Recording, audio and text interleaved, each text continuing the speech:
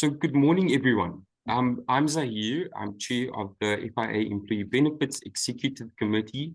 And on behalf of that committee, it is with great pleasure that I welcome all of you to the 2023 Employee Benefits webinar.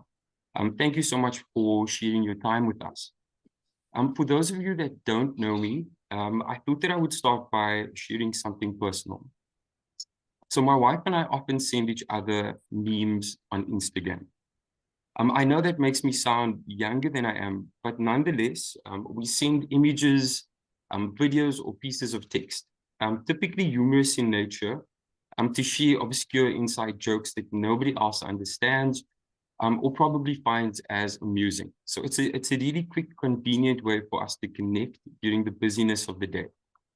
Last month, she sent me a picture of a couple lounging by the sea in some idyllic tropical paradise, staring at the sunset, beautiful music playing softly in the background, with a caption that reads, "My husband and I just reviewed our bank accounts and realized we can retire comfortably without ever working again, as long as we die by Sunday."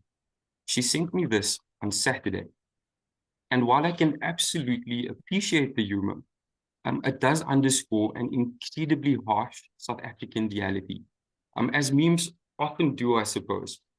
So according to the South African Treasury, and I think this is a well-shared statistic and a bedrock of our industry, only 6 out of every 100 South Africans will be able to retire comfortably, with roughly 35% of middle-class South Africans, that's middle-class South Africans, not saving at all for retirement. And one must view these statistics in the context of the recent ASISA statement that about 61%, if I'm not mistaken, of retirement fund members had an average of about 37,000 Rand in retirement savings in total as at July 2020. So this is not only shocking, but sobering. I think South Africa, along with the rest of the world, is in a perma-crisis. It's lurching from one global crisis to the next. There's been a pandemic, war, extreme political division, wildfires, severe weather events, hurricanes, floods, droughts, and of course, dramatic increases in the cost of living. And it seems no time to take a breath after each one before another rolls in. If we think of life as these seismic waves, until a few years ago, things seemed to hum along quite nicely in most places, with the occasional spike here and there. Now, though, the shocks feel relentless and wild and sometimes unsettling.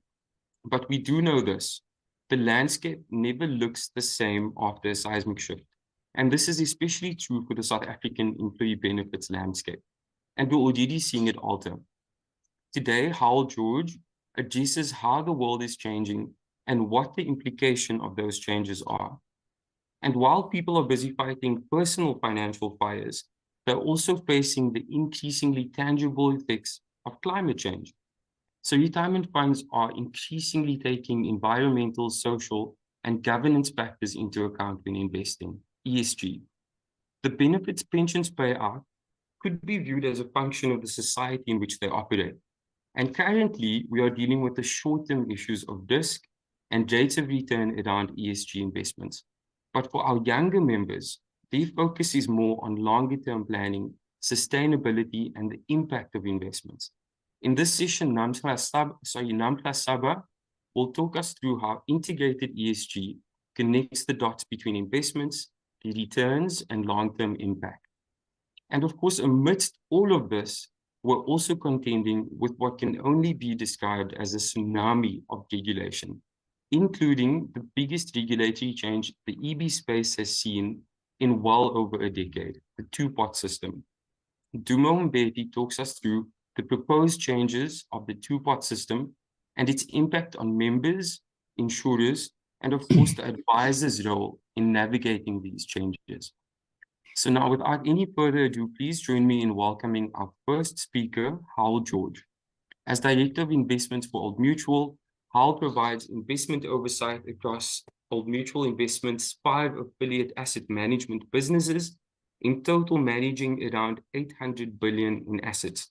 As a member of the Old Mutual Investments Executive Committee, HAL provides investment thought leadership and plays a leading role in the strategic development of the investment business, helping to ensure its ongoing success. Welcome, HAL. We look forward to your presentation. Thank you, Zahan. Morning, everyone. Zahan, I assume everyone can see and hear me. Good. Thank you for that. Lovely to see so many people. We're going to take some questions at the end. I think we've got a 40-minute slot in total. So I'll speak for about 25, 30 minutes. And the next slide tells you what I'm going to talk about. And what I really want to talk about today is really a framework about how to think about the next decade. And there are lots of such frameworks. This is one of them, and this is mine. I want to cover three things which I think are going to happen. Number one, the low inflation, low interest rate era globally is over. Number two, geopolitical power will continue to move from the West to the East. And number three, exponential technological progress will change everything. Next slide, let's get into it. So I'll cover each in turn. Economics first, 101. We know inflation has gone up. This is a global story. This is US core inflation. And it's gone up to kind of 4, 5, 6% core rates, depending on where you're looking, whether it's Europe, UK, or US. And you can see that's the highest level of inflation for obviously many decades. We've had kind of 2% inflation really for 30, 40 years now. It's all we've ever known. My contention is it's going to stay quite high. And that's partly because of, next slide. Oh, you've skipped. And there's a number of reasons for this. Inflation staying high and therefore interest rates staying fairly high. So in terms of a framework, we need to start to live in a higher cost of capital environment. We need to get used to that. And it's something we haven't been used to for 30 years. This chart, which I enjoyed, goes back to the beginning of civilization, 3000 BC. The city of Uruk in what is now Basra in Iraq, between the Euphrates and Tigris rivers, was the first city to be formed in the world, the city of Uruk, and that was 2700 BC. And you can see interest rates then were quite high. So this is literally since the start of civilization. That's why I like the chart. And you can see that interest rates have been, whatever, kind of 4 or 5% through time. And at the bottom right of that chart, you can see rates now have been zero for quite a while. That is a very unusual state of affairs. So it's more normal to have 4 or 5%, maybe 6% interest rates. So let's get used to that. And in South Africa, commensurate a little bit higher. So that's the first kind of structural thing. And it's backed by a couple of other issues. Next slide, please. Why would inflation stay high? Well, we've had kind of headwinds for inflation, keeping it low for the last 30 years. Number one is globalization. This is exports as a percentage of GDP, basically doubled over the last 30 years, from 15% to 30%, how much we trade with each other. That's plateaued. So globalization, broader supply chains means cheap Chinese goods, hit America, keep inflation down. That's reversing. Less movement of goods, supply chains are collapsing, onshoring, friendshoring, etc., particularly in the wake of COVID. Less labor migration, people moving around, and therefore a cap, or rather, the cap is removed in terms of what inflation might do. So those headwinds to inflation have been removed. And the second aspect is the next chart, which is demographics. And you can see on the next chart, this is the United States. This is 1960 and 2060. Bottom left, young people, lots of them.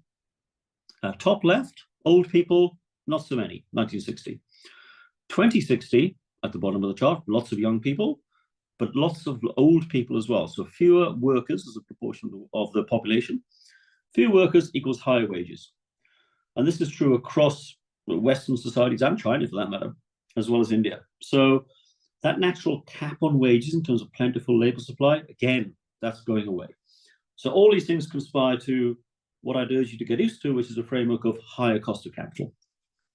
Okay, economics 101 done. Next slide, I'm going to talk geopolitics. All right, this is the shift from the West, by which I mean America and Europe, to the East, by which I mean China, India, Russia, Middle East. So these are the big buddies, President Putin and President Xi of China. President Xi has traveled to Moscow between 20 and 30 times in the last 10 years. These guys are big friends. And the driving force of this coalition, if you like, and people are increasingly calling it the Global South, which is China, Russia, India, the BRICS countries, really, Middle East. That's the new Global South.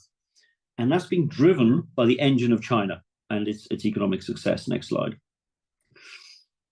And why is China extending its geopolitical power globally? Well, it's extending it through its economic control and influence with other countries. Look at this chart. Countries for which China is the largest trade partner, 124 countries. Countries for which America is the largest trade partner, 56. That would have been pretty much the reverse 10 years ago, definitely 20 years ago. And who's your best friend in the world? The one you do most trade with. Next slide. So one good example is Saudi Arabia in the Middle East. If you look at the left of that chart, US trade with Saudi Arabia in yellow, Chinese trade with Saudi Arabia in black. Okay, those two lines are pretty much the same 10 years ago. Now, the US does about $25 billion of trade with Saudi. China does $85 billion of trade with Saudi. So when President Xi goes to Saudi, he gets a very different reception to Joe Biden had. Next slide. So when Joe Biden went last year and had a little fist pump with MBS, the de facto leader of Saudi Arabia, that was not a COVID fist pump. That was a we're not really friends fist pump, actually, given what Biden has said about Saudi. And Saudi has its human rights issues, we know that. But they're a very important force in the Middle East. So when Joe Biden goes and says, listen, could you pump some more oil, please? Because we're running a bit short of oil and the oil price is too high. MBS doesn't pump more oil. In fact, he reduces the oil supply 1 month later. 10 years ago, he'd have said, how much do you want? These days, not so much. Next slide. So Joe Biden is left a little high and dry, as we see quite often these days. In the rare moments, he's actually vertical. And MBS is off somewhere else. Next slide. And guess who's coming to town? President Xi. This is December last year. And President Xi visited Saudi Arabia. The red carpet was rolled out and they had a firm handshake. And President Xi and MBS hosted the first China-Middle East summit. Next slide. What I call the new G20. Have a look at this mugshot. Okay, MBS in the middle, you can't miss him. He's a colossal man. On his left is President Xi, and the others are the leaders of the Middle East and the leaders of parts of Africa. I don't see Joe Biden in that chart. I don't see Rishi Sunak or President Macron. This is the Global South. And that power is consolidating in that area. Very important shift. Next slide. This is a map of the Global South, in case anyone's not clear. I'm sure we'll make these slides available, by the way, hopefully. I'm happy to do so. In green are the Global South countries. So again, to repeat, Russia, China, India, Pakistan, Saudi Arabia, Iran, etc., Africa, Latin America. And South Africa, by the way, has made its intentions pretty clear. We are part of the Global South. You know, we've pivoted into what will be the long-term winners. So we're being very friendly with China. We hosted the BRICS summit, which is actually a wonderful summit, I must say, in Johannesburg last week or the week before. Great progress made, including new countries joining. That is the new power block. So being the kind of core of that is the S in BRICS. That's a good news story for South Africa. We shouldn't burn our bridges elsewhere with the West, but we're back in the right side. Next slide. And this is again the backbone of China's projection of geopolitical power, okay, in terms of economic might. This is the Belt and Road Initiative. It's now pretty well known, I think. It will be complete by 2049. It is a lighting up of the ancient Silk Road, and maritime roads, maritime lanes, I should say, not roads, between China and the Middle East, the Near East, Middle East, and into Europe. So China's spending $8 trillion on this initiative.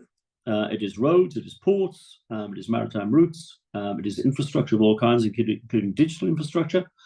And that's its projection of power all the way through Tehran, through Istanbul, into Europe, and certainly into Africa. So that's the bedrock of what we're talking about. Next slide. And its economic might is being supported by technology. And people say China is not ahead of the US in technology. I believe it is. You can tune into my regular webinar if you'd like. I spoke about this numerous times. Patent application is just one example of its technological might.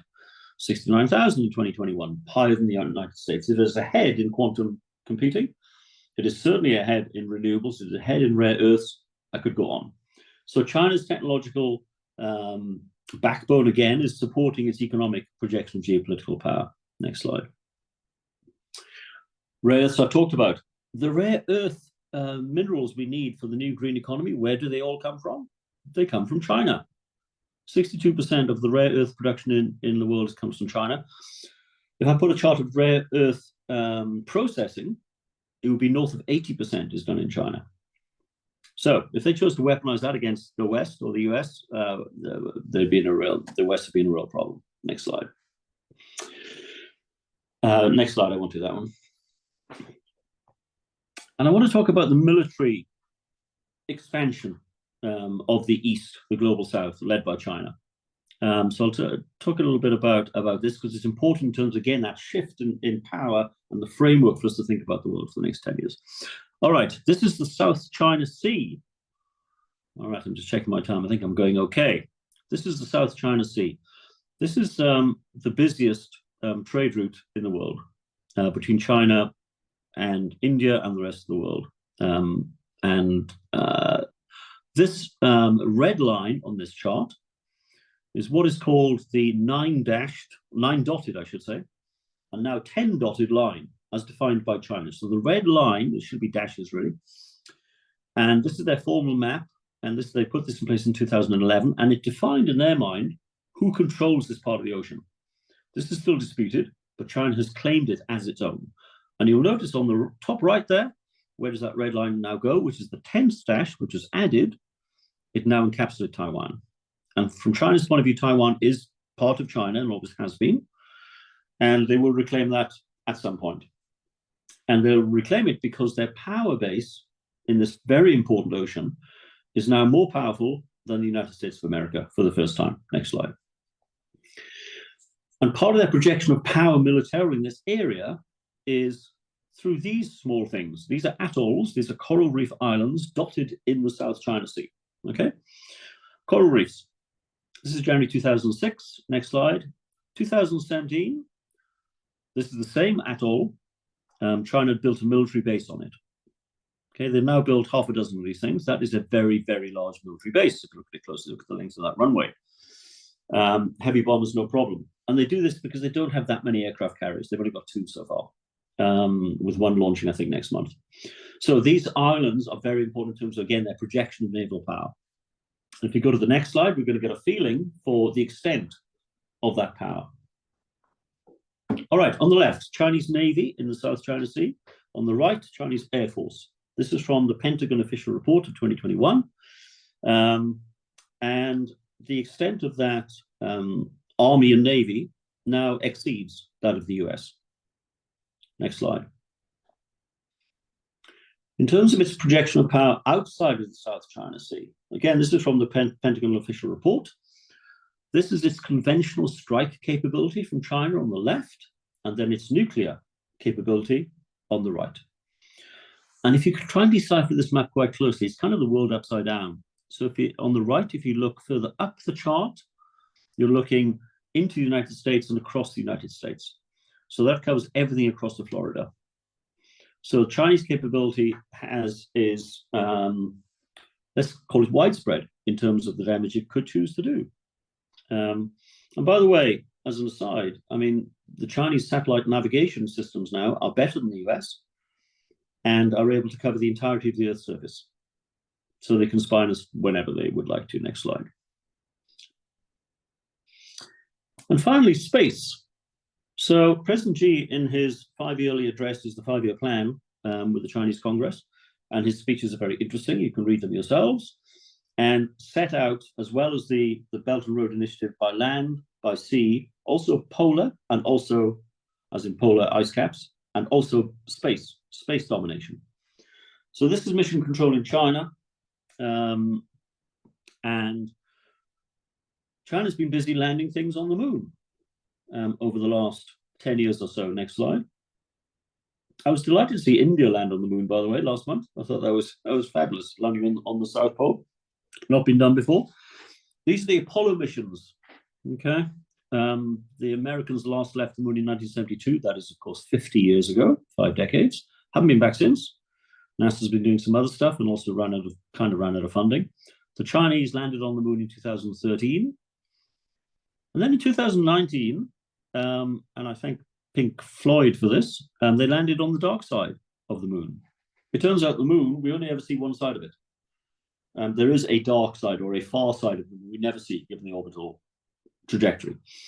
And no one really knew what was happening that side, and the Chinese landed on it in 2019. Why are they landing on the moon? A, projection of power, kind of nationalist agenda. More importantly, a springboard into the rest of the cosmos. And lastly, and most importantly, the thing most people usually miss, is the extent of minerals on the moon. Okay, talking about rare earths, gold, silver, platinum, etc. The moon is long of them.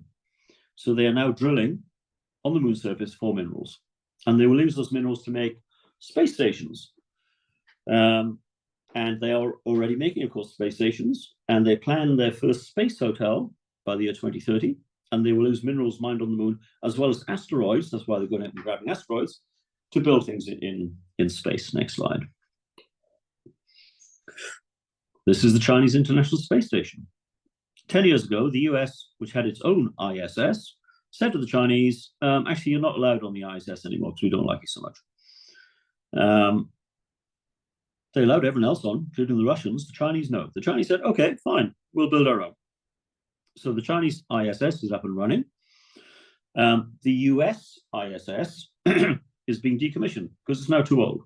That'll be closed down by 2028, and the West will have no gateway into space. So, like semiconductors, starve the Chinese of semiconductor supply, they will simply build their own. Not a smart strategy. Next slide. And my final one in terms of Chinese power, before I get into the technological changes, hypersonic glide vehicles. These are actually mentioned by President Trump. And Trump will be the next president, in my view, by the way, come 2024. My latest webinar talked about that. My newsletter will be out tomorrow on this very topic. I'm sure we can get those to you if you'd ask. Trump will be the next president and we'll have a very different world in 2024. So Trump mentions this in his policy agenda. The hypersonic glide vehicle is a Chinese invention, which is deemed to be impossible invention by the Pentagon. They still can't understand how it's managed to do it. The hypersonic glide vehicle travels at Mach 5, which is 5 times the speed of sound. And in 2019, it launched this vehicle, flew all the way around the world, back to the South China Sea, and fired a missile into the South China Sea at Mach 5. So at Mach 5, you open the chute up to fire the missile, the thing should crash because of the air disturbance. Didn't happen. They've somehow solved that physical problem, that physics problem, and fired the missile into the sea. The Pentagon in the States are flummoxed as to how they've actually managed to do this. The hypersonic glide vehicle flew not around the North Pole, which is where the West's missile defense shield is. It flew around the South Pole. There's no missile defense shield around the South Pole because it's a very long way around. The US didn't even see him coming. Next slide. Next slide. And the Chinese, again, are the core of the global South. These are military drills in the Indian Ocean last year. Russia, China, Iran. And I see that North Korea are planning drills in Russia as well next year, along with China. So the Iranians are in. Next slide. The Iranians either have nuclear weapons. Next slide. They either have nuclear weapons or very close to getting them. So the Iranians, who have now signed a peace deal with Saudi Arabia and expanding that in the Middle East, are becoming a player themselves as well. Next slide.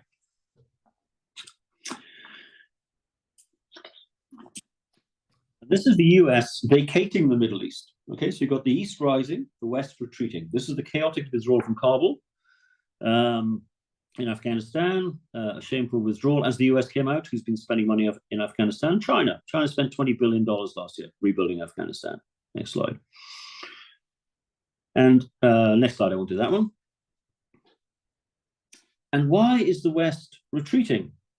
Well, partly because we, the West, I used to live in the UK, are working less. This is average working hours, United States, Europe, etc., and working hours have halved in the West compared to the East. Next slide. And productivity has collapsed again in the West. Japan, France, Germany, Italy, put Japan in the West, that kind of catch-all. UK's productivity growth has collapsed to 0. And next slide. Slide after that. I'm accelerating a little bit given time constraints. This shows you the same thing in terms of working hours, 1950 to 2017. And in white are kind of the Western countries, in red are China, etc. Working hours in the West, as you can see, down 28%, down 30%, etc. China up 10%, India up 2%, India's up 2%, Russia up 2%, South Africa down 7%, but not too bad. That's mostly people in Joburg, I think, working. Cape Townians don't work as much as that. That's another debate. And next slide. At the same time, we are saying, you know what? 3 days a week in the office is fine. You can work at home, have a nice time. They're not doing that in Beijing. They're not doing that in Vietnam. They're working 6 days a week, and they're coming to eat our lunch. Next slide. So we're going to see a decline. I would call this as the peak of what's called Americana, American global hegemony. And global empire, de facto empire, which the US has controlled, is now in decline. Next slide. In the same way as the Roman Empire in 117 AD was at its peak. And 200 years later, Rome was gone. We had the Byzantine Empire in the east, which was de facto Roman, but the Western Roman Empire was gone. So it takes a while for empires to decline, but in decline, the US is. Next slide. Next slide, I won't go through that one given time. So one implication of this decline of the states, rise of the East, is this chart. This is the US stock market, okay, since 2008. So what's that, 15 years now? The US stock market has doubled, okay, in that period. In orange, which is the rest of the world, excluding the US, flat, nothing. So you had to be in the US. I think that's going to shift. Next slide.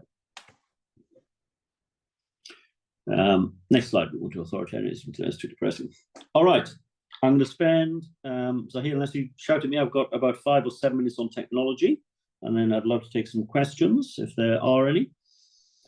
Okay, so we've got economics, geopolitical shift, and then technology shift, which is kind of the biggest deal. This decade is going to be the most startling, technological-driven change decade ever. Okay? And it's going to happen very fast, and that's because we don't understand exponential change. So this is computing power doubling every 18 months, Moore's law, etc., and then compounding on itself. Okay, that's exponential change. And it always happens quicker than we think. Why? Because our brains are linear. If I take 30 meter-long steps away from where I'm sitting here today, I'll end up 30 meters away. If I take 30 exponential steps, okay, 1 meter, 2 meters, 4, 8, 16, 32, 64, 128, etc., 30 exponential steps, I will end up, next slide, going 26 times around the world. That's how technology works. And that's why we're always startled by how fast it happens. And why, next slide, for example, ChatGPT took 5 days to reach 1 million users, which is much quicker than most other technologies. I think ChatGPT is now at 100 million. Pretty much everyone has heard of it. And I want to address ChatGPT and then life longevity. So next slide, and implications thereof. Okay, ChatGPT. We know it's very smart. It can beat humans at all exams, be they law or science or biology or macroeconomics. So it gets 100%. Okay, the computer's better than us now. Next slide. And the computer's also better than us at understanding what I'm saying to you and recognizing my face. So visual reasoning and English language understanding, dotted line is humans, the non-dotted line is the machine. It's better than us at all those things. Next slide. So what does that mean? And ChatGPT is going to change everything about our world. And I did a webinar on this about 3 months ago. So I asked ChatGPT, how will you change the world? And these are the answers it gave, along with explanations of each. Number 1, more accessible education. Okay, so GPT will mean that there's a high level of education available online for everyone. That is phenomenally positive. Number 2, language translation. We'll be speaking to our Chinese friends in Chinese very soon. Customer support, I wouldn't want to be in a call center right now, I don't think. Content creation, etc. Can do these slides. Middle left, kind of 9 o'clock on the clock, mental health support. They came up with as one of its top 8 effects on the world. I'm going to need some mental health support given what ChatGPT is about to do to me. I thought that was interesting. Next slide, and then I think the slide after that immediately. Yeah, next slide after that. What I'm interested in GPT is its effect on society. Okay, the top left is something you're going to see a lot more of, guaranteed free from ChatGPT, HGV, Howell George view. The Financial Times published an exact same letter 3 months ago now, guaranteeing that their journalism would be free from GPT. It would be human. Because our basic means of communication is talking, it's written, and it's visual. Each of those facets, GPT is already better than us. So I don't know if I'm speaking to you or a human. That undermines the very fabric of our civilization. It's going to be a problem. Next one on the right there, increase or decrease in inequality. I think it's going to be decreased inequality because of access to education, access to knowledge, and access to job opportunities working remotely. I think it's going to be phenomenal. It's bringing a lot more workers into the workforce. I think it's going to be amazing. Democracy manipulation, absolutely. This US election coming up is going to be an absolute car crash. The chatbots are going to go berserk online and further polarize society. And the democratic process is under severe threat from this threat from computers, including GPT. Bottom right, I've covered. Bottom left, reversion to analog activity. People are going to revert to, the LPs, records, as opposed to digital. They're going to go to nature. They're going to revert to community. Digital is going to become very frightening. Religion, potential cults. So analog activity is going to, I think, explode, strangely. And we may, middle left, just consume news from digital sources, not entertainment anymore. Or the other way around, sorry, I'm getting confused. Let's not go there. I'm rushing because of time. Top left, last one. Thank you, Elon Musk. Neuralink, implant in the brain, which connects you directly to the internet and ChatGPT. So you're connected to all knowledge at all times. We've become all-knowing, all-intelligent, Homo Deus. Godlike, with a small g. AI and human integration may happen. And it'll happen quicker than we think. They're already testing Neuralink on monkeys, by the way. Big changes in society coming up quicker than we expect. Let me finish on life longevity because it's very relevant to this conversation. Next slide, and I'll flick through a couple. Yeah, next slide. Next slide. Cool. 2 minutes on life longevity. We know people are living longer. This is a chart from Steven Pinker, wonderful book. Average life expectancy has gone from 35-ish globally to 80-ish globally. Next slide. You have to live in a rich country to live a long time with access to high quality medical care. So bottom on the x-axis, GDP per capita, life expectancy on the y-axis. So towards the right, high GDP per capita, rich country, United States, you live to 80 years old. On the left, low GDP per capita, let's take Democratic Republic of Congo, you live to 60 years of age. So there's a 20-year difference, depending where you happen to be born. If that doesn't lead to societal stress, I don't know what will. Next slide. But what I really want to finish on is CRISPR. This is the gene editing technology, okay? We're all made of DNA. This is a strand of DNA, and what CRISPR does, it puts a protein into your body with a scissors embedded in it, in fact, literally a scissors, goes in. One of those DNA strands may be a cancer DNA strand, which you're born with. And if you're born with a cancer strand, you're going to get cancer. CRISPR goes in, cuts out the cancer strand, puts a healthy one in. Okay? They've tested this extensively. They tested on mice. On mice, they substituted in a jellyfish gene, jellyfish DNA strand. Why? Because jellyfish glow green in the dark, jellyfish. Jellyfish into the mice. What happened to the mice? Next slide. The mice glow green. So it works. They found the aging gene in mice, I think about 3 years ago in Switzerland, the aging gene. They edited the aging gene and they made the mice younger. So when I'm talking about life longevity, I'm talking about living at 40 years of age for a long time, not aging. So they can already do this stuff. Next slide. And they've tested on humans. This is Professor JK in China. He did this about 4 years ago, I think. He edited the AIDS gene in a pair of human twin embryos in China. They were born, they were fine. JK is not so fine, he's in jail because you can't do this stuff on humans yet. So ethical issues around this thing, but it is coming our way very fast. If you go online, next slide. If you go online, this is YouTube. Could you edit your DNA to look hotter? Change your hair color, change your eye color, change your skin color. You're going to look hotter with a bit of gene editing. Literally, this is happening now. So we need to get used to a world where our children's children will live or have the option to live forever. Put that into your actuarial models. I'm going to stop there and love to take questions, curated by Zahi and Sandra, as you wish. I think I was on time. I think I've got 10 minutes, as you will. If you're going to leave a slide on, I'll put the previous slide on because it has some investment implications, which I'm also happy to answer questions on. There, inflation hedges, China, technology, etc. Happy to take questions. Thank you so much, Hal. Thank you. Hal, I must admit, I've seen a version of this presentation and it remains as shocking and as interesting as the first time I saw it. So thank you so much for that.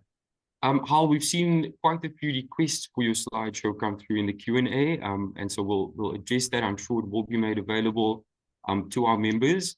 And then we've got a comment from one of our members, Marco, who says that the blue zones disagree with your point of living in a wealthy country in order to live longer. Quite the opposite, in fact. Do you have any comment on that, Hal? The blue zones, as in the kind of Mediterranean, Italian, and Japanese kind of zones, I think, is that what the gentleman's talking about? I assume so, Hal, yes. I think so. You do get, if I'm right, you do get very particular areas where I think the genes are probably pretty good, and also the diet is extraordinarily healthy, and the lifestyle is very healthy. So parts of Mediterranean Italy are like this: olive oil, not butter, no bread, pasta, yes. That's the red wine's very good for you every night. Japan, incredibly clean living environment. So Japanese live a long time. So I think that's what he's referring to. So there definitely would be kind of kinks in that kind of GDP chart for sure. Excellent, thank you, Hal. And then Hal, I'm gonna address one more question now before we move on to our next presentation. And if there are any further questions, we can always address that in the Q&A panel at the end of the webinar. So Hal, so there's a comment here as well from Andrew, and his question, really, Hal, is just in terms of this fast progression. You know, the world is obviously changing quite rapidly.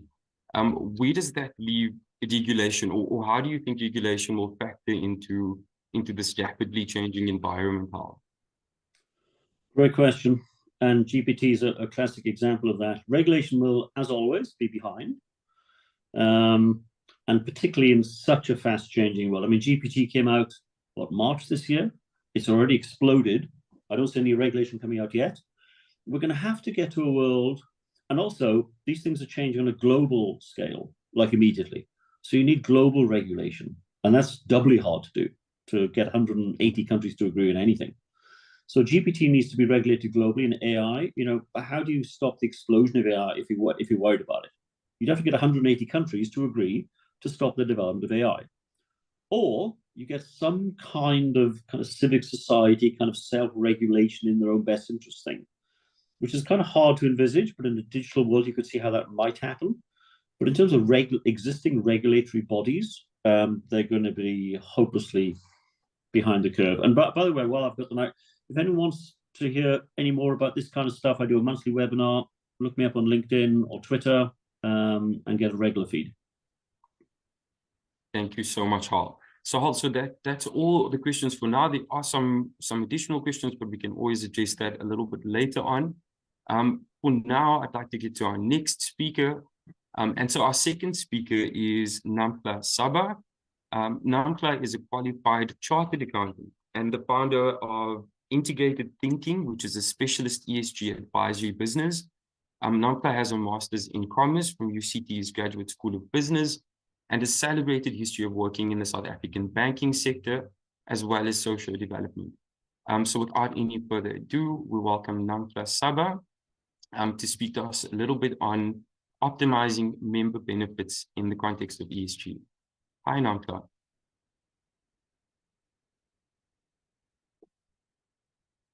You're on mute, Namta. Yep. Yeah. New technology. Excellent. Thank you very much. Right. Cool. Perfect. All right. Thank you very much, Zahu, for that introduction. And thank you as well to the FIA for the opportunity to speak to you all today about ESG. Now, ESG stands for environmental, social, and governance. But ESG as a topic itself has really just taken the world by storm in the last couple of years. However, ESG is not particularly a new concept. ESG, as it was created and was established, it was created in 2006 by institutional investors for institutional investors. However, as earlier mentioned, it has now literally taken the world by storm. There are a number of different narratives and views pertaining to it. There are two strong camps relating to ESG, those that are for ESG and those that are strongly against ESG. And so today, I'm not going to be speaking again about any of the different camps. I just want to present a different perspective to ESG as we're dealing with the core topic for today, which is aligning employee benefits to an ESG strategy in such a way that it optimizes member benefits. So today we're going to be talking about how is it that we can optimize our ESG strategy in a way that supports the core objectives of a fund. We're going to be looking at curating an ESG strategy that is authentic to a fund. And we're going to be looking at ESG strategies that speak to the timeline requirements and the time horizons of the different fund. And so if your fund is a fund that lends itself to employee benefits that are in the short term, then you curate an ESG strategy that speaks to that.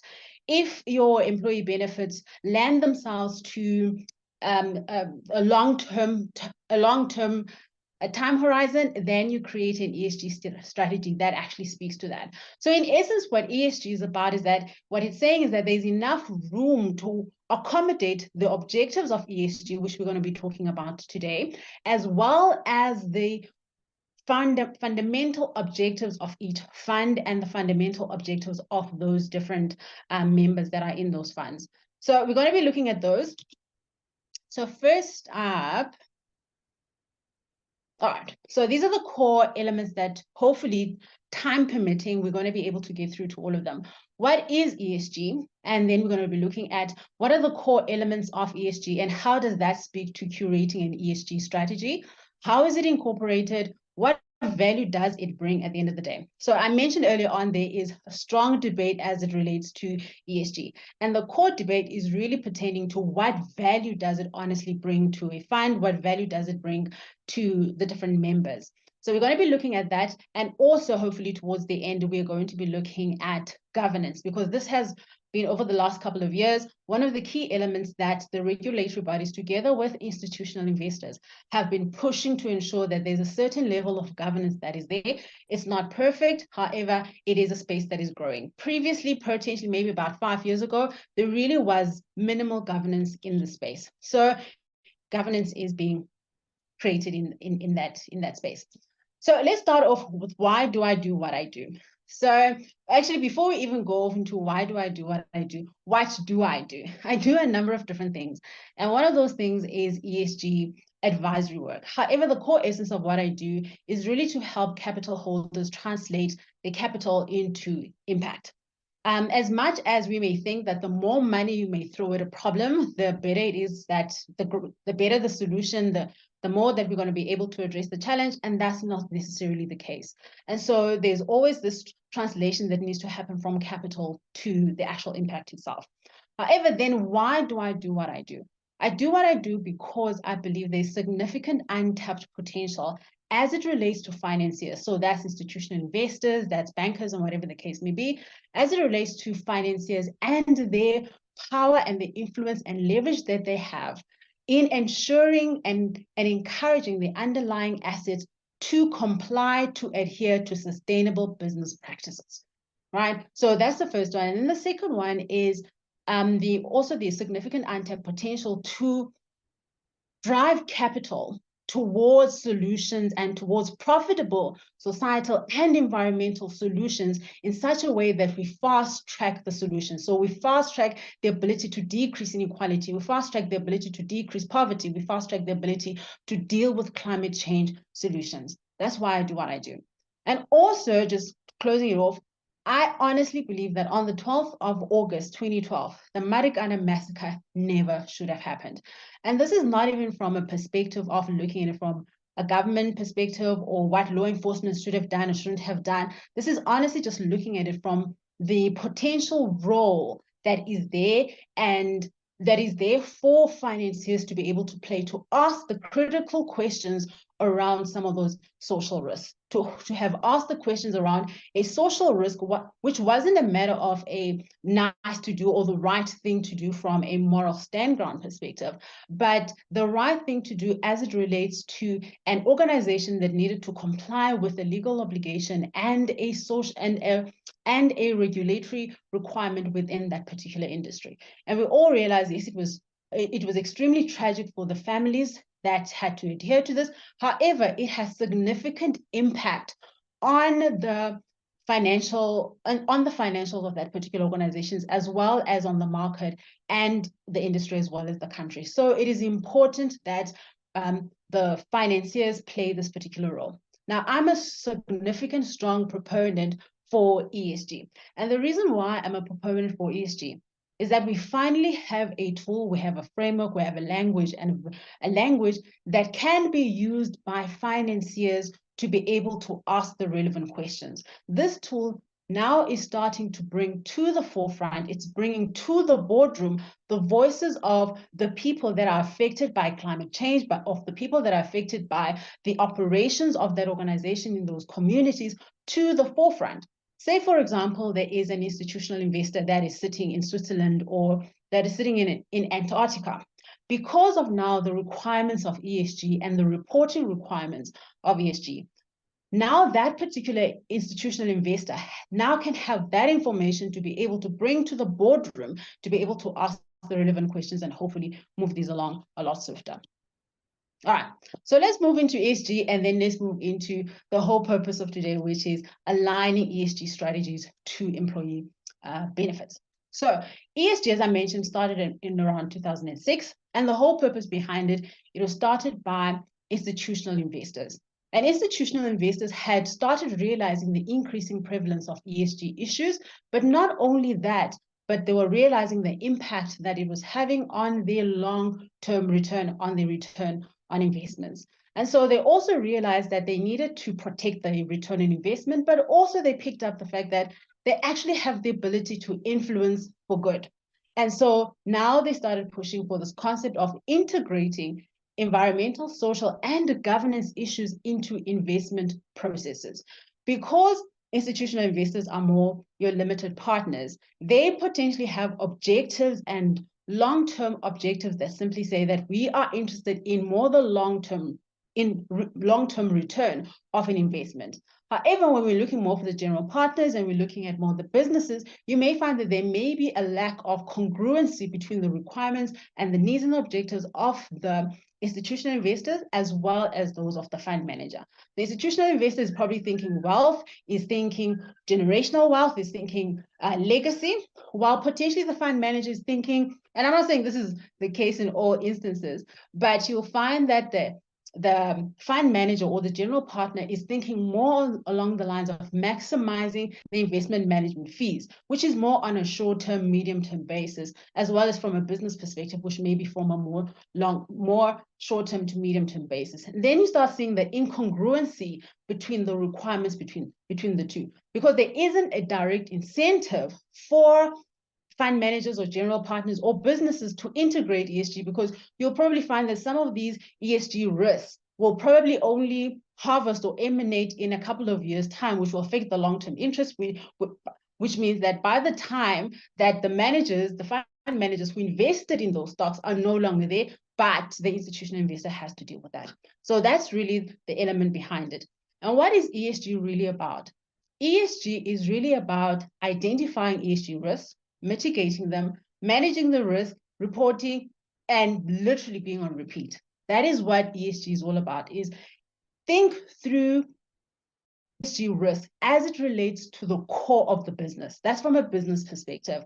How do these ESG risks come through in how we are operating, in the products that we are creating, in the way that we are creating, in the material that we're using, as well as how are we handling our waste as a business as it relates to these communities? How much waste are we putting through into that particular community? So that's what ESG integration is about. And one of the things that I realized about is that if you keep repeating that ESG integration and you're requesting organizations to do this on and integrating it into the business processes, what you'll start realizing is that businesses will start moving towards sustainable business practices. And that's what really is about at the end of the day. Now, ESG is really a subset, a tool of sustainable development. And that's really what it is. And it's one of the tools that can be used to meet the overall objectives of SDG, right? And so ESG has two main objectives related to it. And so if there's anything that you take out from an ESG perspective, from a foundational fundamental basis, all ESG is either you're managing the risk, i.e. to protect the return on investment, or you're creating value. So you've got an opportunity as a fund to determine for yourselves, what do you want to do? Do you really just basically want to focus in on managing risk, identify what the key risks are, and just basically invest your stock in that particular area? Or do you also want to look at it and see what are the additional opportunities are there for me to be able to make sure that I have a return on investment, as well as creating a new type of value from it? So ESG is literally all about these two main elements. All right. So this is just simply a slide that looks into the retirement fund and the pension fund space, which actually just simply speaks to the level of resistance, or more than anything, the level of willingness from retirement funds to say, we are actually interested in wanting to invest in investments in opportunities that are in the green, that pertain to green and climate focused investment, as well as a positive social impact. So the tide is turning.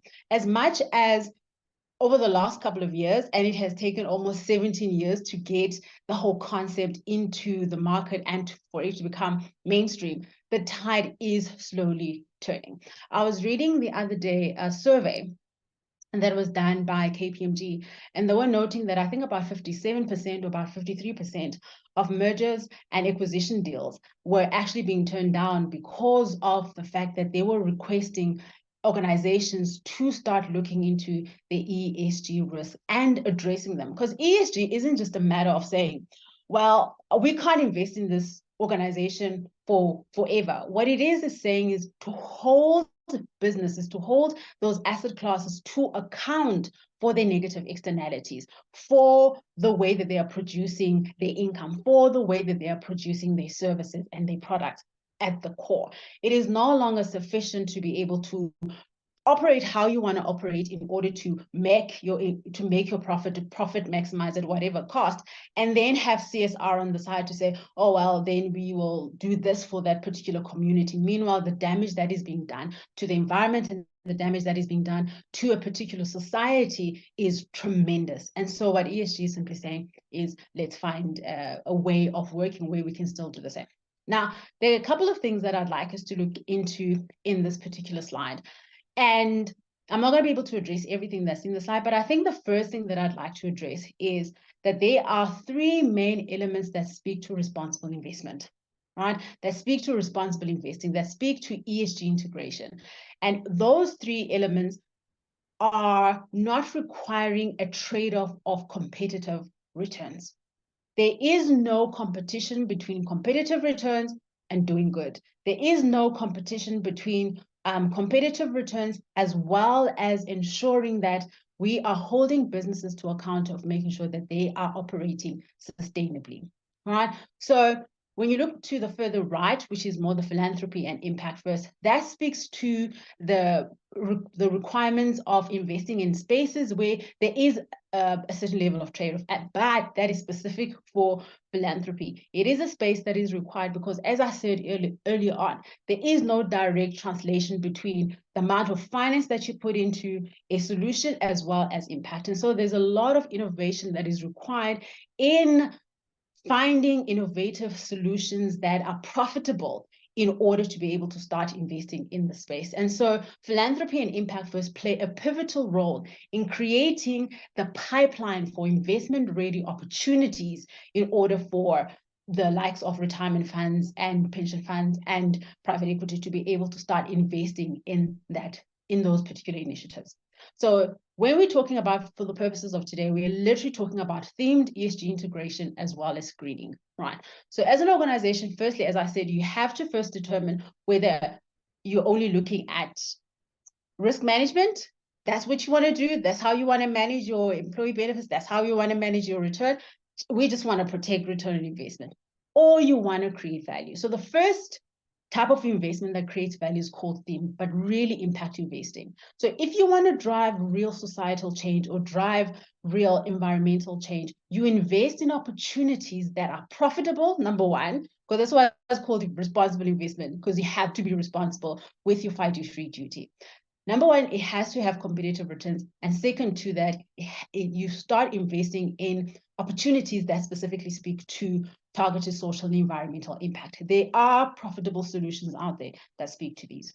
Now, then you move more into the second one, which is ESG integration. What ESG integration is really looking into is to say, we may not necessarily go for the investments that are specifically targeting social and environmental impact, but we can still create value. And we can create value by holding our asset class, by holding our investment, by holding our businesses accountable for sustainable business practices and bringing ESG to the boardroom. So as an investor and as a general partner, for example, bring those issues to the boardroom so that you make sure that you are creating value and driving value through ESG integration.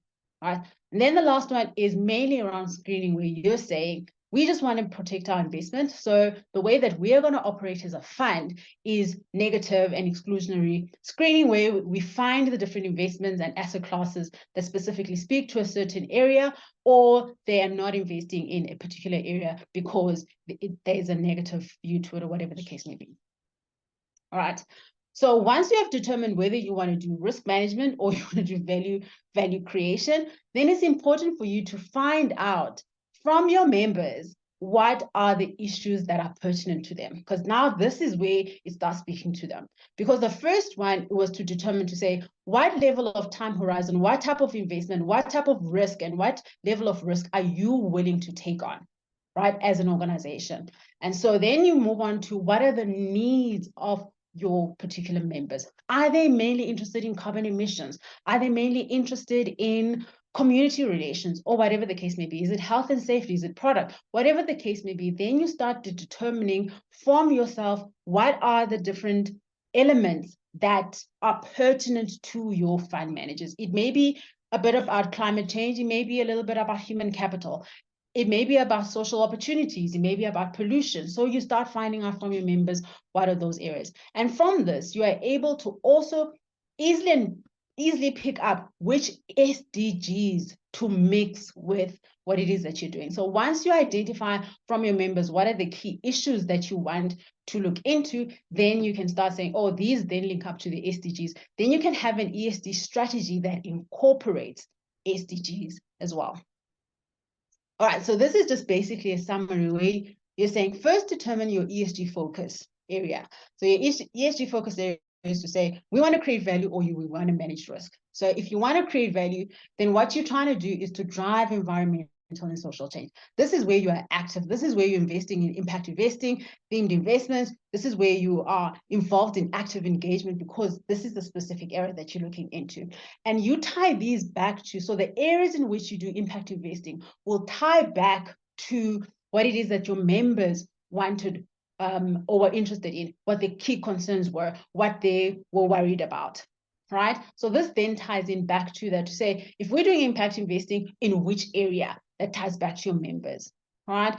And so if we then saying, no, we don't want to do environmental, then we can move more into promoting sustainable business practices, because it is so important for organizations to move into sustainable business practices. So this is more from an ESG integration perspective. And then if you're managing risk, you're really just basically identifying the areas that your members don't want their funding or the capital to go towards. You create these screening, create your exclusion, and you keep it moving. So determine your focus area, understand your manager's concerns, and then you can link these onto your SDG. All right. And so now, for the last couple of minutes, I'd like to look at a case study of a fund which is deemed to be one of the industry leaders as it relates to responsible investing. Right. So this is an industry leader that decided that they want to drive change. They want to create value. So that was their strategy, was we're into value creation. And that you'll be able to see now in that box that I was talking about, value creation to either drive real change or promote sustainable business practices. So they decided as a transport industry that a lot of their members are truck drivers, and they obviously drive for long distances, and however they get tired, and they are a lack of secure facilities for them to park overnight, right? So they've got this driver fatigue. So how do they then address this? They find and funded a profitable truck stop asset class. They found this, and they're also mentioning that they actually found this from a member. A member actually bought this idea through to them. So they funded a profit truck stop, basically meaning that there was no foregoing of their return on investment. So that was the first thing that they looked into. So they found this, and they realized that it was actually enabling them to address the social challenge that they had. So they had the investment, return on investment, as well as then speaking to the social return that they were starting to have and starting to see. They saw improved quality of life. They saw that there was less road carnage from the members that they were working with. And I think the most important thing for me out of this entire sort of like case study is the quote from the fund principal officer, which notes that the members now feel that they have a certain level of ownership to that truck stop, right? They can see that, yes, as much as it's helping them to be able to decrease their fatigue and to now all of a sudden have this truck stop, but now they own that. There's a certain level of ownership, and there's a certain level of affinity as well to that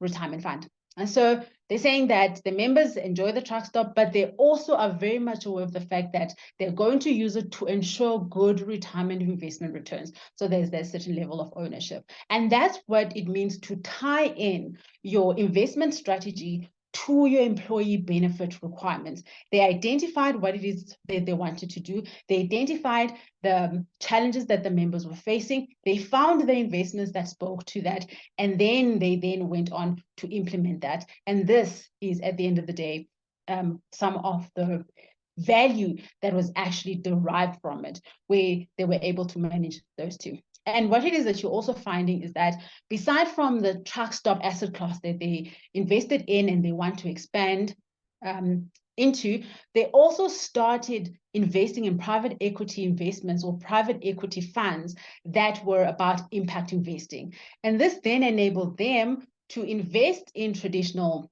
companies, but drive sustainable business practices through that. It allowed them to diversify their portfolio while they're driving impact in one and also driving impact through the private equity funds. And then in essence, what are some of the key elements around it? It is very, very important to obviously engage your board and to get to the support that you need from your board. Obviously, you go to the board with the business class the business case for it to your board. And then once you've shown to your board that there is this return on investment as well as the return from a social perspective, once you've gotten your approval from the board, you then start researching the companies and opportunities, right? And one of the challenges as it relates to this space is there is a lack of investable opportunities. However, there are opportunities that are out there. However, the industry still needs to work on finding means and ways of creating this pipeline in order for these opportunities to be available. However, that doesn't stop funds from using the second option of saying we can still drive value creation by being active stewardships with the asset classes that we have. So once you've done that, you then conduct your relevant due diligence. Then what's also extremely important is your post-investment activities from a monitoring and evaluation perspective and identifying what are some of your key elements. Lastly, partnership and collaborations are key in identifying which other organizations are investing, in speaking to each other, in partnering and collaborating. All right, I just need to watch for time. This basically just speaks to just some of the elements that I noted. The strength is basically an increasing demand from your clients. There's an increasing demand from the younger members that are coming through to say, we want to invest in a retirement fund and have employee benefits as it relates to knowing what does this fund do from a social impact perspective. So there is that requirement from them. From a weaknesses perspective, I've spoken to the ESG aligned investment ready deals, as well as skills and expertise, and also just the misconception around the fact that there is a competition between return on investment and the social aspect side of things. Opportunities, they're massive opportunities to drive responsible business practices, to drive sustainable change, and to collaborate. The threats is the lack of standardization, which I'm going to talk to just for a minute, as well as greenwashing. Now, greenwashing is a topic that is consistently coming up. And so as you, which is going to be pertinent for you as well, as you are creating your ESG strategy, I think it's extremely important to be clear that you're not creating a strategy, writing policies, labeling what the fund as something. Well, at the end of the day, your investments are not speaking to what it is that you say that you're doing. So please watch out from a greenwashing perspective. And to close it all off, from a standardization perspective, the standards are increasing. The ISSB in June released a climate-focused reporting requirements. I think it was literally last week, where the institutional investors are saying, now we're happy with climate-focused reporting and disclosure. We now specifically want we now want reporting standards for humanity and for the human side of things. And so this space is definitely growing in the space. GRI is also extremely doing great work in that space as well. So the reporting aspect of things is definitely coming together. Okay, thank you very much. So I'll take questions if there's still time for questions. Thank you so much, Namhla. Thank you. Namhla, I think, yeah, that was incredibly interesting. I think in a country that has probably the most unequal society in the world, you know, conversations like this are so important. And so thank you for leading that conversation for us, Namhla. Namhla, we don't have too much time for questions. Maybe we can address some of the questions in the Q&A panel. But we'll take one of the questions that I see popped up in the Q&A box. And it's very specific to you, Namhla, but the question is, does Namhla audit existing group benefit portfolios and provide suggestions? So there could be some work opportunity here as well, Namhla, but that was a question from one of our members. Yes, I definitely have the potential and the capacity to do that. And yes, I have looked at employee benefits prior, and I definitely can look into that. Excellent. Thank you, Namhla. I see your details are on the screen. So for those members that are interested, please take them down. But we will also share this presentation after the webinar. I see we're doing really good on time. Thank you, Namhla. Thank you, Hal. We are going to take a quick 5-minute break. So let's continue at, let's say, 11:17, if that's in order with everybody. And yeah, have a good break. Grab some coffee, do a leg stretch if you need to, and we'll convene back here shortly. On to our next speaker, our final speaker for today, who is Dumo Mbeti. So Dumo is also a qualified chartered accountant and a business leader with 20 years of experience in financial services. Dumo is a Harvard Business School alumnus, having completed its advanced management program. Dumo joined Momentum Metropolitan in 2017 as COO of Momentum Metropolitan Africa and Asia, and he soon progressed to become CEO of Momentum Metropolitan Africa, the role he held prior to becoming CEO of Momentum Corporate in 2019. Thank you so much and welcome, Dumo. We're looking forward to your presentation. Thank you very much, Sahir. And all colleagues of the FIA, thank you for making the time today and for lending us your ears. So this morning, I'm quite excited to be talking about what is an extremely topical topic, that of the two-pot system. And we are going to unpack a little bit in terms of what's cooking really. I'll start off with a brief introduction of Momentum Corporate. We will then go into an overview of the two-pot system. And I think the idea here is just to touch on this at a very high level, especially given that there's been plenty of information flowing around the latest drafts that have gone out. Quite critically, I'm keen to also dive into what this means for financial advisors. What does it mean in terms of the work that we do, but also in terms of the businesses that you run? So I'd like to unpack a little bit around that. And then really a critical message here is this is a major change. We are talking about something that is quite unprecedented. One of my colleagues actually referred to it as the Y2K of the employee benefits industry. It's the Y2K equivalent. And therefore, to really deliver on this successfully, partnership is going to be critical between insurers, advisors, as well as employers. And I'll talk to that as well. So as Momentum Corporate, we look after 7,000 employers across South Africa who employ nearly 2 million South Africans and providing solutions across 6 vectors.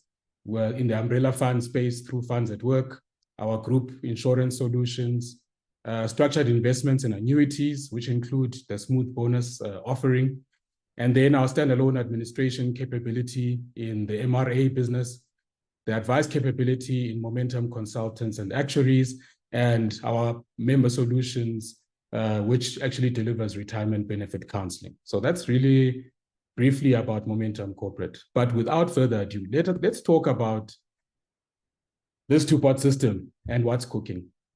Now, if you go back to 2020, one of the things that became abundantly clear at the height of the COVID-19 crisis and the related lockdowns was that people were finding themselves under serious financial pressure. So we were dealing with a 1 in 1,000 kind of crisis, and people were finding that there's this strain. People were losing jobs. So dual income households were rapidly becoming single income households, or in some cases, zero income households.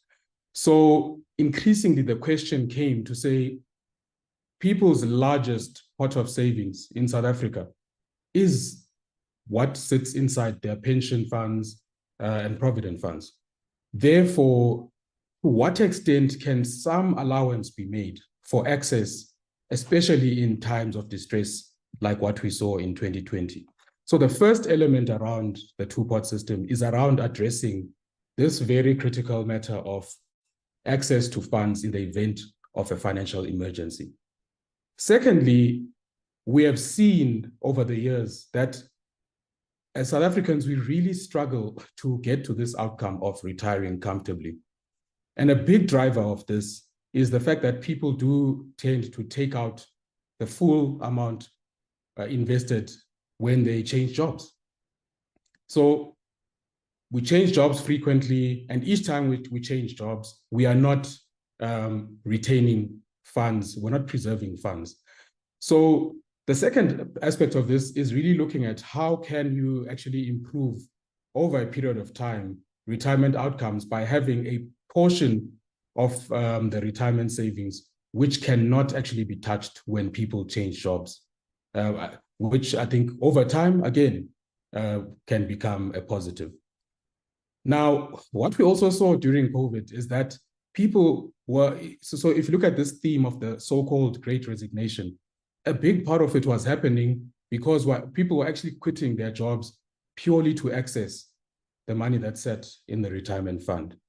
So retention of employees, improving preservation, whilst people can still access funds without having to change employers, I think in the long term should have a positive impact.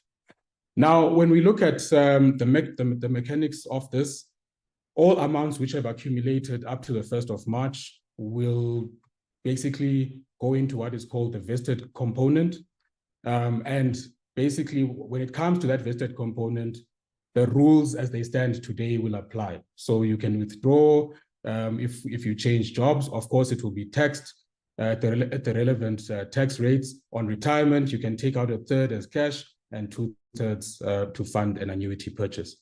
Now, the rules do get nuanced for members who are actually over the age of 55 when it came to T-Day, which was in 2021, where now they do have the option to actually, they can opt into the two-pot or they can remain with all funds accumulating in the vested portion, especially when someone is that close to retirement. Then what happens thereafter? We have two additional components, the savings component and then the retirement component. Each contribution from the 1st of March will be split 1/3, 2/3 between savings and retirement.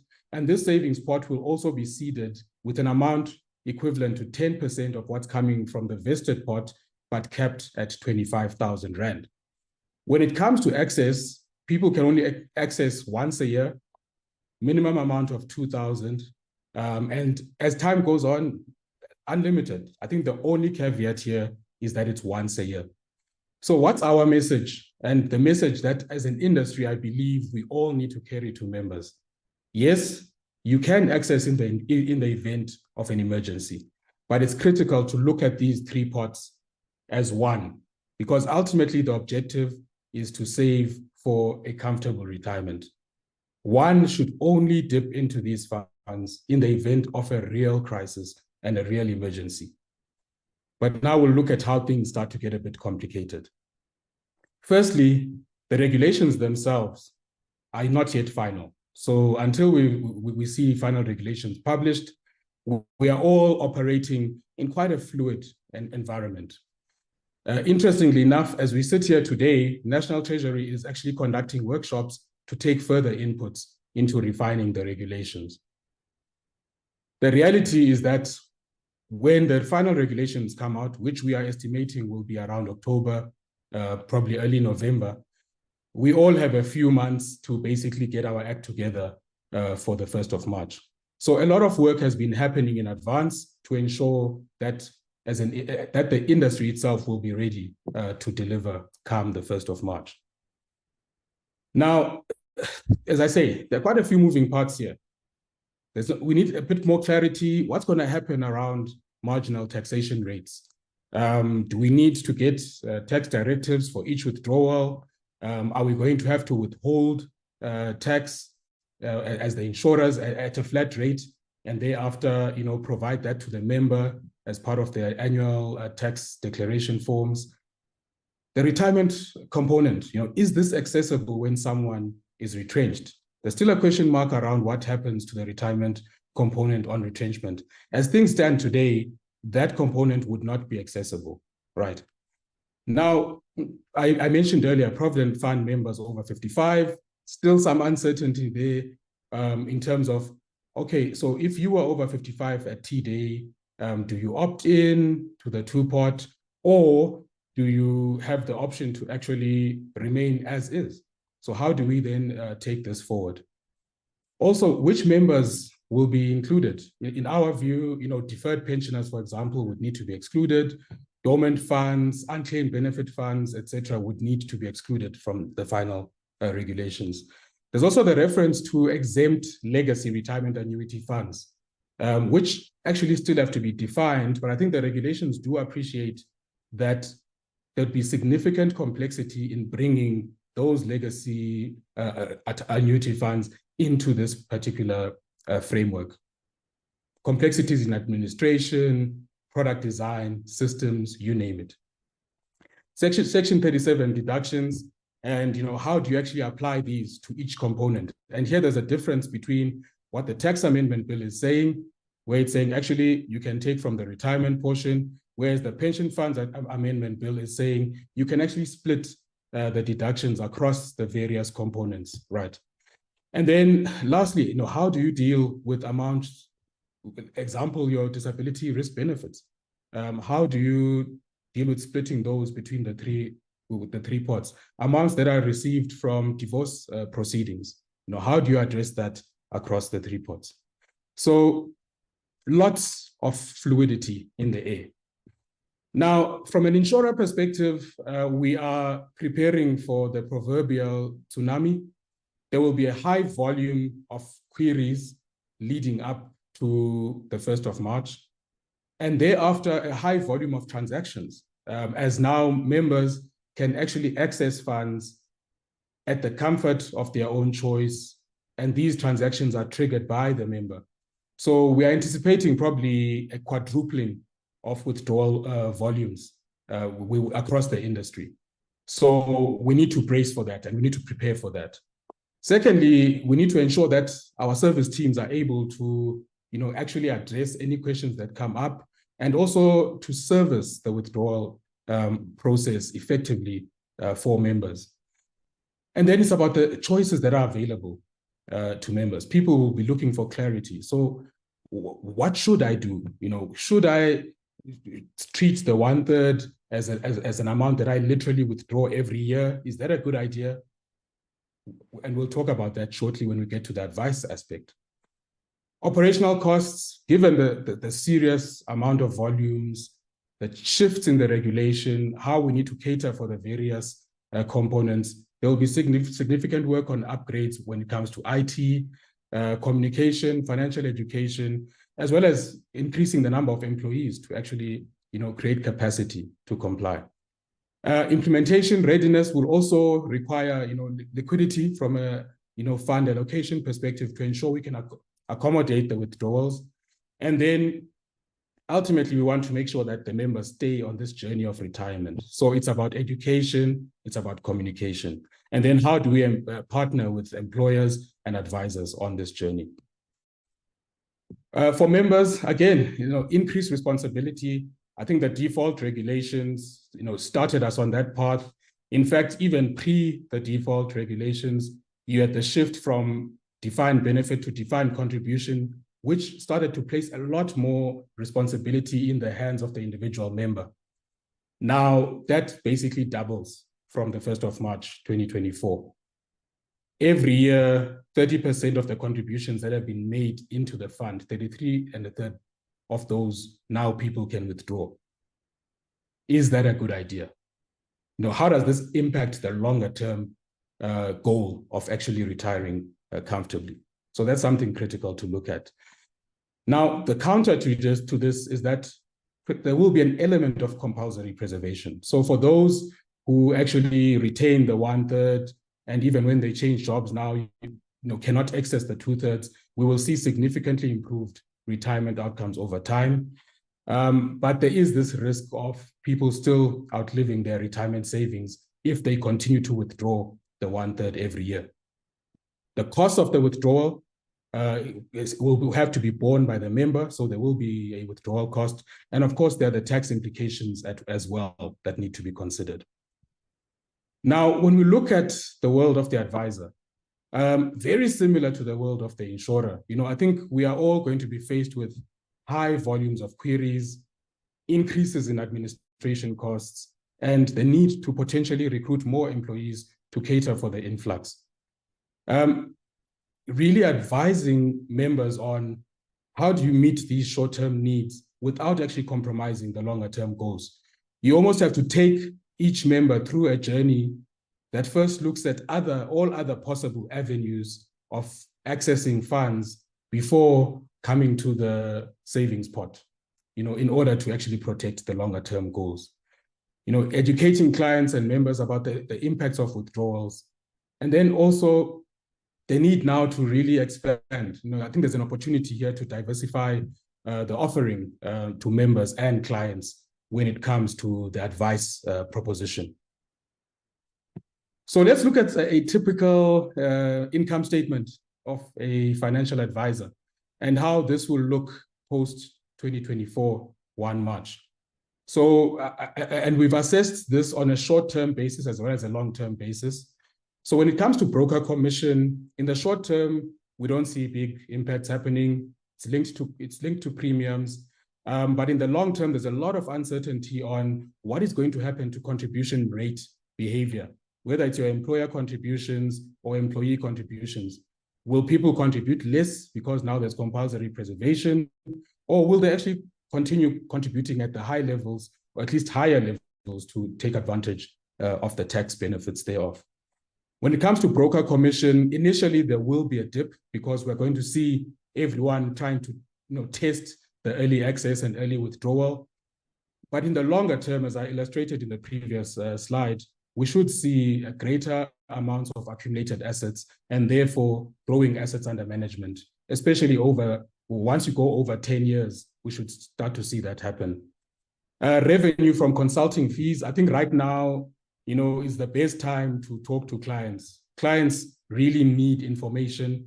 And therefore, from those conversations, you could get upsell opportunities, cross-sell opportunities, as well as specific fees in relation to the advice. But over the longer term, probably a bit more stable.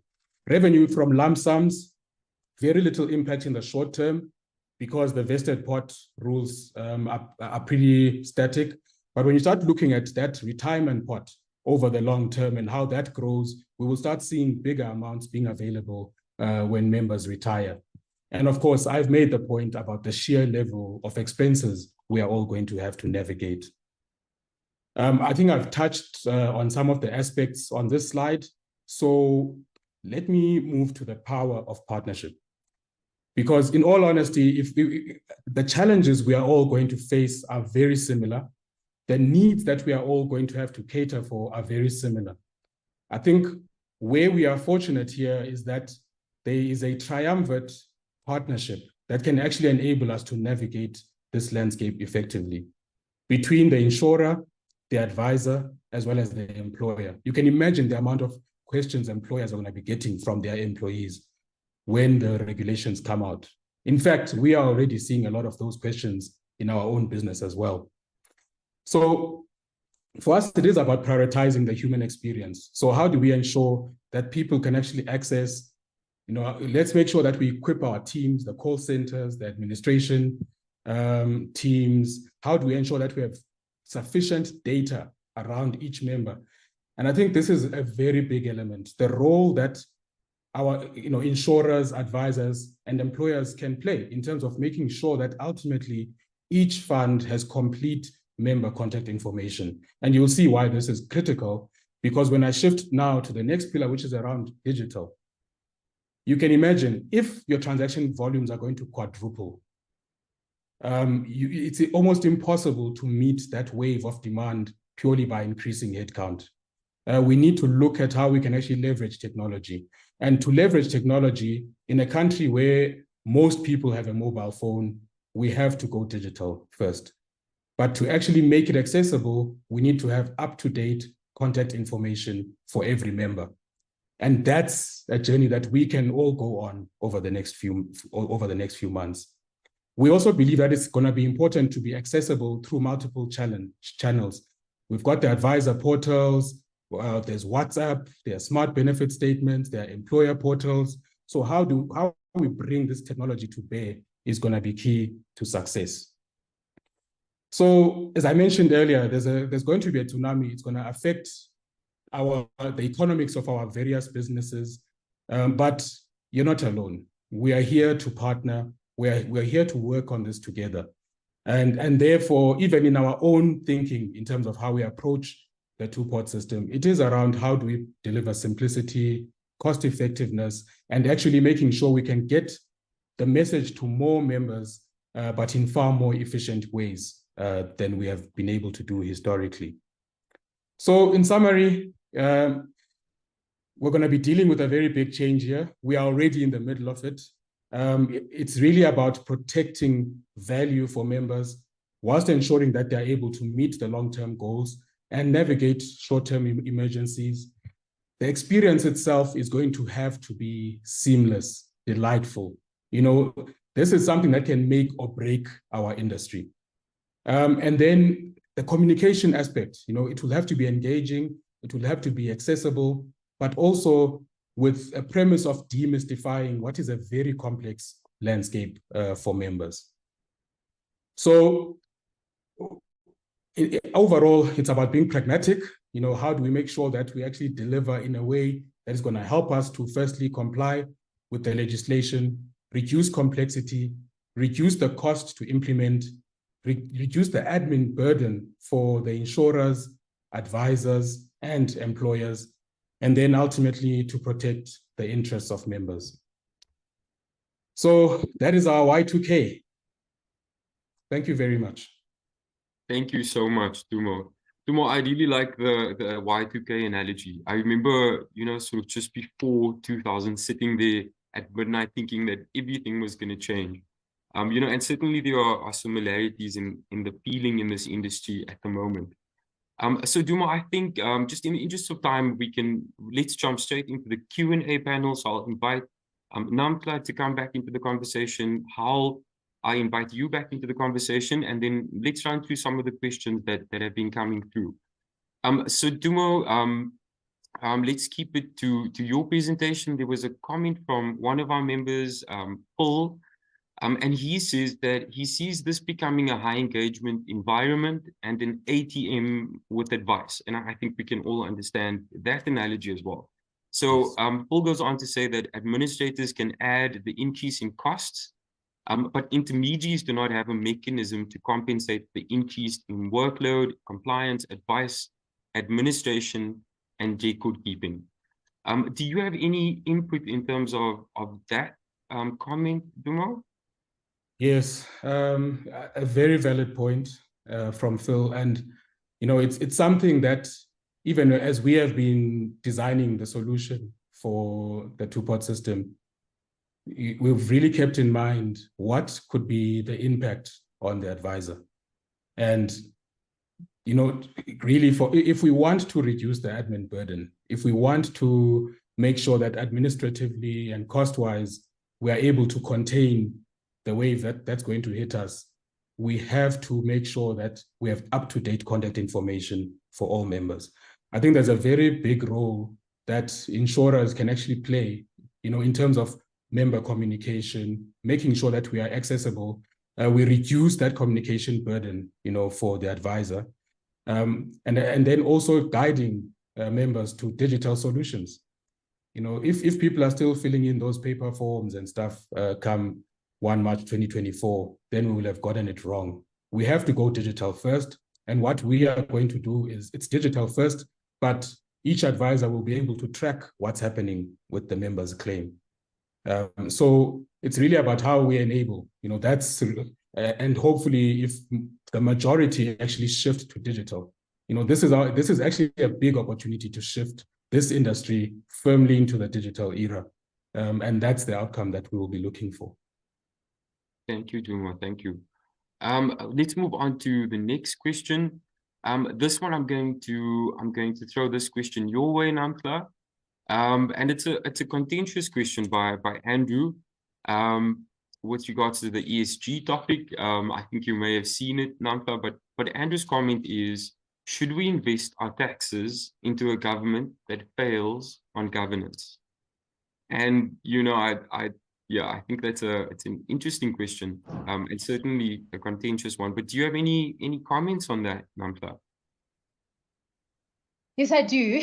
It is definitely a contentious one because at the end of the day, the biggest amount of basically financing that's in this country is basically government. However, at the end of the day, as stewardships of capital, it is important that we are responsible with our funding. And so in instances where there are opportunities where there is a certain level of guarantee from government to meet that return that is required and make sure that we get our capital back, yes, there is definitely room to maneuver in that space, because you do want to be seen as a fund member that is supporting the growth aspects of this country. And so you don't want to be sitting in a space where you are completely averse from government, because at the end of the day, it is government that does regulation. It is government that at the end of the day gives out the big contracts and whatever the case may be. So in those spaces where there is a certain level of guarantee, I would say definitely yes. But I would say majority of the investment needs to be in spaces where there is a certain level of governance that is there, return on investment that you can already see, and you can also see that impact. So definitely explore those opportunities and make sure that you're protecting the return on investment and are definitely playing that part. So do your due diligence first, make sure you've got those covenants in place, and then definitely it is something to explore and look into. Thank you so much. Zahir, this actually triggers a thought, because, the regulations themselves are saying, the two-part regulations, it's about access, and access only in the event of an emergency. Now, we know ourselves as South Africans, there will be that element of curiosity to say, let me just test. What's an emergency here? Yeah, exactly. So let me just test to see if this thing actually works. So we are bound to see in the short term, some big pressure on liquidity, and therefore funds that are actually available for investing in, longer term, unlisted, initiatives, which actually a lot of them fall into that ESG space. So and also, the funds that are required to drive the infrastructure investment agenda in South Africa. You saw that the changes to Regulation 28 last year. So unfortunately, in the short term, there will be probably slightly lower funds available for investment, but definitely in the long term, because of this compounding effect of improved preservation levels, we should see more funds being available for investment in infrastructure and other such initiatives. But it's a very interesting thing just to think about. Yeah, interesting topic to dissect, Dumo. Thank you for that contribution. Dumo, let's keep you sort of live. There's another question with regards to the two-pot system. And the question is from Nancy, but there was a similar question in the chat box as well. And the question is, what happens to those funds that allow a member to borrow against it for a bond? So your pension-backed lending. Will they now only be limited to the pot where they can withdraw from, whereas previously it was based on fund credit? Do you have any thoughts on that, Dumo? Any word in terms of which way industry is going with that? Yeah. So this is another area where some clarification is still required. Now, interestingly enough, pension-backed lending has really rocketed probably in the last 24 months or so. Within our own fund, we've seen a lot of members coming to access pension-backed lending to finance their solar installations, backup power, backup water. So people have been tapping into, that actual capability. Now, the assumption that we are going on for now is on the vested pot, you will still be able to, access a portion for pension-backed lending. And then on the retirement pot, you should be able to access, but definitely not on the savings pot. So again, over time, there will be less and less money against which people can actually borrow. Now, and I think this is where it's important when you start looking at what investment options do you offer members, we should be able to offer members an opt-out of only investing the savings portion in cash, especially if those members don't intend to withdraw the 1/3 every year. So those are the kind of things that we have to think about. And then hopefully, if we're able to do that effectively and the regulations allow, we can still provide access on the back of the bigger pool of assets. But the reality is that it's only the 2/3 post 1 March 2024 that will be available for the long term. Thank you so much, Tumo. Thank you for that. I see we are running out of time, but Hal, I see that you are busy driving, Hal. So thank you so much for availing yourself for the Q&A. But Hal, there was a question around or maybe more of a comment, but maybe you can feed into that. But there certainly seems to be in the West more of a focus on a sort of work-life balance. And in the East, or maybe the global South would be a better difference. There seems to be more focus on productivity. And sort of how do we distinguish between those two different methodologies? How do we sort of figure out which one is the more effective one in the long term? Do you have any comments on that, Hal? Sure, thanks. Can you hear me okay? Apologies, I'm on the move now. We can hear you, Hal. We can hear you. I'm assuming you can hear me. Perfect, Yes. thank you. Yeah, listen, I think, if I can call it the West and the global South, the West is at a different stage of its evolution, I guess. And when kind of, if I can call them empires, get to this point in their development, people tend to get a little bit complacent. And dare I say, work-life balance falls into that. So working hours tend to go down, productivity tends to go down, and it feels great because a lot of the money's in the West. But the global South is up and coming and wants to succeed. And you can see that in frankly the work ethic. I'm not saying people around the West and South Africa don't work hard, but compared to someone in Beijing or the way they educate their children, they're in school from 8 a.m. to 8 p.m. and then there's a tutor. So it's just a different stage of development. It's hard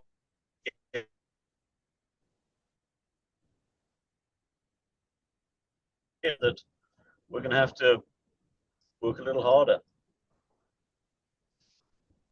Thank you, Hal. Thank you so much. Also in an interesting space.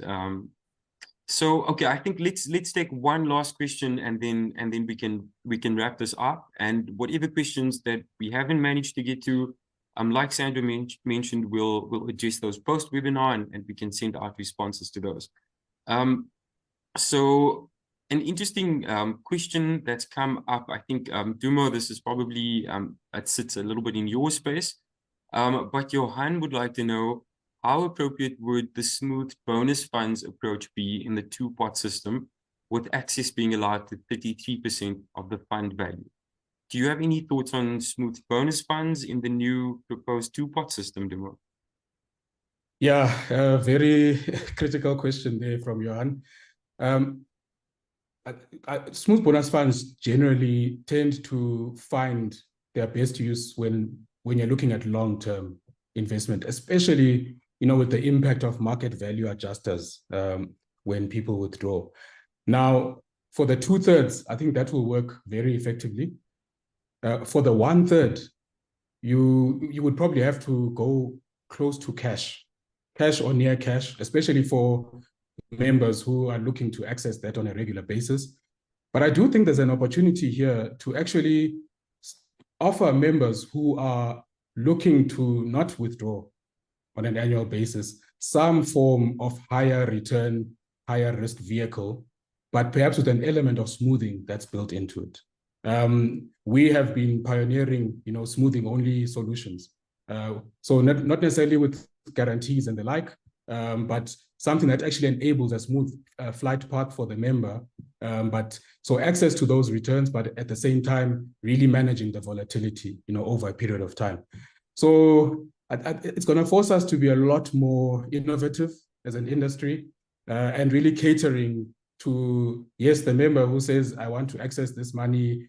I literally want to treat this like a bank account, versus the member who says, we're here for the long journey. And I think the advice philosophy and advice house view that we need to be taking as an industry countrywide is saving for the long term. Let's keep members focused on the long-term savings objectives and only break glass in the event of an emergency. Thank you so much, Tumo. That's all the time we have for questions. And so just in closing, what I will say is that the retirement industry, and I think all of us know this, is in a uniquely strong position to impact the lives of South Africans. It's the largest source of invested assets in this country. And the hope today is really that the presentations that you've listened to will help contribute to the right conversations in South Africa to ensure that our industry can continue to play a massive role in economic recovery and ultimately to help kickstart growth. There's a Chinese proverb that says, when the winds of change blow, some people build walls and others build windmills. So let's build windmills. Thank you everyone for attending today's EB webinar. And of course, a very special thank you to our speakers for the dynamic and impactful presentations.